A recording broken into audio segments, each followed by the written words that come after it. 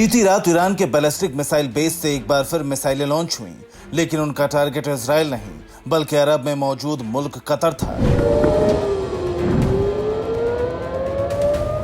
Iran ने Qatar में मौजूद अमेरिकी एयरबेस अल उदीद को टारगेट किया, जो अरब में अमेरिका का सबसे बड़ा एयरबेस है। इसी के साथ ईरान ने ऑपरेशन बेशर्त फहद की घोषणा की, जिसका मकसद था अमेरिका की बमबारी का प्रतिशोध लेना।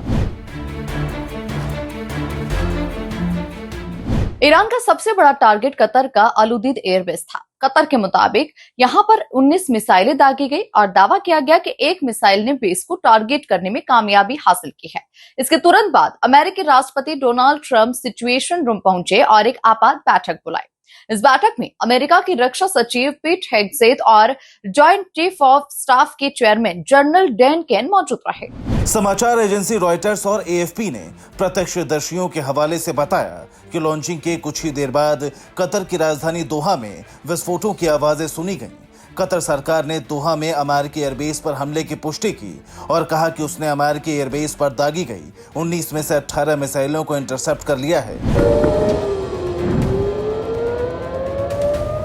हालांकि अमेरिका ने दावा किया है कि ईरान इस बेस पर हमला करेगा, इसकी जानकारी उसे पहले से थी। अमेरिकी दावों के मुताबिक इसी वजह से पहले ही इस बेस को खाली करवा लिया गया था, लेकिन इसके बाद अब अमेरिका पर सवाल उठने लगे हैं। दरअसल अल उदीद एयरबेस अरब में अमेरिका का सबसे बड़ा एयरबेस है और यहाँ करीब 10,000 अमेरिकी जवान मौजूद रहते थे। इसे साल 1996 में अमेरिका ने $1 अरब की लागत से तैयार किया था। इस बेस के जरिए अमेरिका पूरे अरब पर कंट्रोल रखता था और ऐसे में ईरान के हमले से पहले बेस को खाली करने के बाद अमेरिका पर सवाल उठ रहे हैं।